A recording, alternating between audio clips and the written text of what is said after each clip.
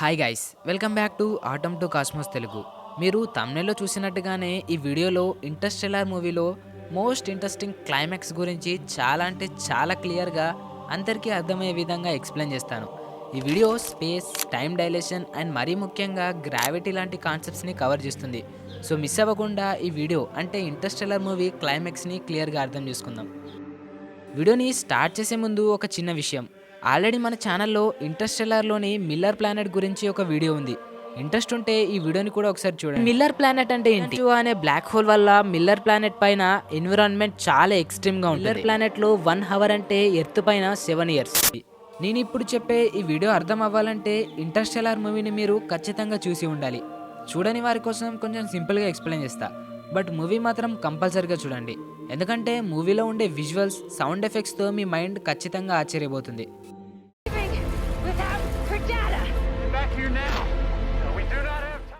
ఇప్పుడు మూవీలోని స్టోరీ విషయానికి వస్తే, మన భూమి మీద ఉండే మనుషులకు అంటే మనకు భూమిపై జీవించడం చాలా కష్టంగా మారుతుంది.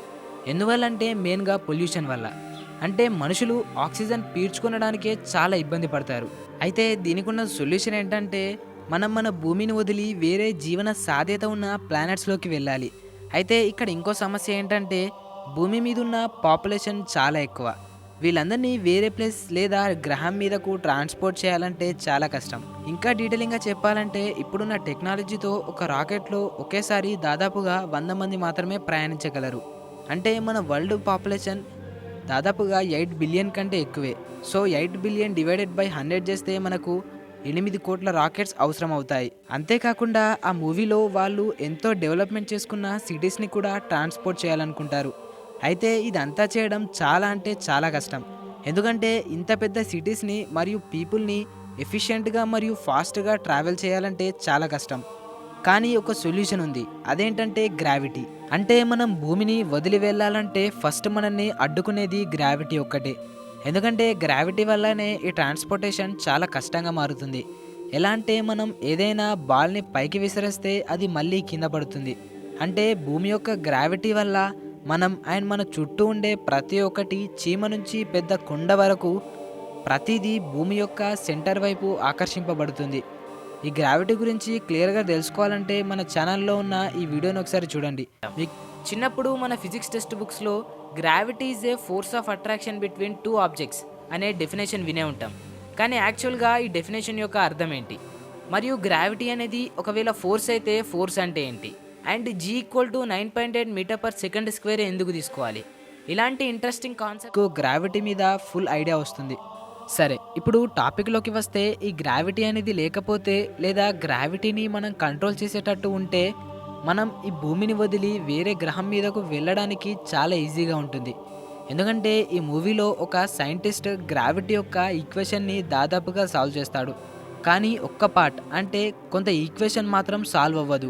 సాల్వ్ అవ్వాలంటే మన విశ్వంలో ఉన్న స్ట్రాంగెస్ట్ గ్రావిటీని అర్థం చేసుకోవాలి. అండ్ ఆ స్ట్రాంగెస్ట్ గ్రావిటీ ఉన్న ప్లేస్ ఏంటంటే బ్లాక్ హోల్. అదేంటి, ఈ గ్రావిటీ ఈక్వేషన్ కనుక్కుంటే మన భూమి లైట్ వెయిట్గా ఎలా మారుతుంది? అంటే ఈ ఈక్వేషన్ వల్ల మనం అంత ఈజీగా ఎలా వేరే గ్రహం మీదకు వెళ్ళొచ్చు అనే డౌట్ మీ మైండ్లో కూడా వచ్చే ఉంటుంది. అదెలా అంటే ఇప్పుడు నేను చెప్పే ఈ ఎగ్జాంపుల్ ద్వారా మీకు ఈజీగా అర్థమవుతుంది.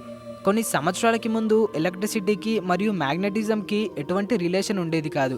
అప్పుడు మ్యాక్స్వెల్ అనే సైంటిస్ట్ ఎలక్ట్రిసిటీకి మరియు మ్యాగ్నెటిజంకి ఒక రిలేషన్ అంటే ఈక్వేషన్ని కనిపెట్టడం వల్ల ఎలక్ట్రిక్ మోటార్స్, ఫ్యాన్స్, ఫోన్స్ లాంటి ఎన్నో ఇన్వెన్షన్స్ని తయారు చేశారు. అండ్ అలానే గ్రావిటీ ఈక్వేషన్ని సాల్వ్ చేస్తే గ్రావిటీని కంట్రోల్ చేసే డివైజెస్ని తయారు చేయొచ్చు అనేదే ఆ ఫిలిం యొక్క ముఖ్య ఉద్దేశం. ఇప్పుడు నేను చెప్పే ఈ గ్రావిటీ ఈక్వేషన్ కానీ, మనుషులు వేరే గ్రహం మీదకు ట్రాన్స్పోర్ట్ అవ్వడం కానీ, ఇదంతా సినిమాని ఉద్దేశించి మాత్రమే. ఎందుకంటే ఇది రియల్ లైఫ్లో పాసిబుల్ అవ్వడం చాలా కష్టం. అలా ఎందుకో ఈ వీడియోలో లాస్ట్లో మనం మళ్ళీ క్లియర్గా మాట్లాడుకుందాం. ఇదంతా మీకు నేను ఎక్స్ప్లెయిన్ చేయడానికి కారణం, రియల్ లైఫ్ ఎగ్జాంపుల్స్తో ఎక్స్ప్లెయిన్ చేస్తే మీకు సినిమా క్లియర్గా అర్థమవుతుందని. సరే, ఇప్పుడు మళ్ళీ మూవీలోకి వస్తే, హీరో కూపర్ అనే వ్యక్తి మరియు టార్స్ అనే రోబోట్ బ్లాక్ హోల్లో పడిపోతారు. ఇది సినిమా యొక్క టర్నింగ్ పాయింట్. అండ్ ఇక్కడ నుంచే సినిమా కొంచెం కాంప్లెక్స్గా మారుతుంది. అండ్ ఇంట్రెస్టింగ్ విషయం ఏంటంటే యాక్చువల్గా ఈ టార్స్ అనే రోబోట్ మాత్రమే బ్లాక్ హోల్లోకి వెళ్ళాలి. కానీ హీరో కూపర్ కూడా అనుకోకుండా బ్లాక్ హోల్లో పడిపోతాడు. నెక్స్ట్ ఇంకా డెప్త్కి వెళ్లే ముందు ఈ బ్లాక్ హోల్ గురించి కొంచెం క్లియర్గా తెలుసుకుందాం. మన యూనివర్స్లో స్ట్రాంగెస్ట్ ఎంటిటీస్ అనగానే మనకు గుర్తొచ్చేటివి బ్లాక్ హోల్స్. ఈ బ్లాక్ హోల్స్ ఎలా ఫామ్ అవుతాయంటే అంటే చాలా పెద్ద స్టార్, మన సూర్యుని కంటే 20 నుంచి 30 రెట్లు పెద్ద స్టార్ బ్లాస్ట్ అయినప్పుడు ఈ బ్లాక్ హోల్స్ ఫామ్ అవుతాయి. అయితే బ్లాస్ట్ కావడానికి కారణం ఏంటంటే గ్రావిటీ. అందుకే ఈ బ్లాక్ హోల్స్ చాలా గ్రావిటీని కలిగి ఉంటాయి, లైట్ కూడా ఎస్కేప్ అవ్వనంతలా. అయితే కూపర్ బ్లాక్ హోల్లో పడిపోయిన తర్వాత ఏం జరుగుతుంది? యాక్చువల్గా బ్లాక్ హోల్లో ఏమైనా పడిపోతే అవి టోటల్గా క్రష్ అయిపోతాయి. కానీ కూపర్ అనే వ్యక్తి బతుకుతాడా లేదా? అండ్ బ్లాక్ హోల్ గురించి ఇంకా డీటెయిలింగ్గా మనం నెక్స్ట్ వీడియోలో మాట్లాడుకుందాం. మీరు ఈ వీడియో ఇక్కడి వరకు చూసారంటే నా ఎక్స్ప్లెనేషన్ మీకు ఎంతో కొంత నచ్చే ఉంటుంది. నచ్చితే ఈ వీడియోని లైక్ చేసి నెక్స్ట్ వీడియో అని కామెంట్ బాక్స్లో కామెంట్ చేయండి. అండ్ అలానే ఇలాంటి స్పేస్ ఇన్ఫర్మేషన్ని మిస్ కాకూడదంటే మన ఛానల్ని సబ్స్క్రైబ్ చేసి బెల్ నోటిఫికేషన్ని కూడా ఆన్లో పెట్టుకోండి. మనం మన నెక్స్ట్ వీడియోలో మళ్ళీ కలుద్దాం.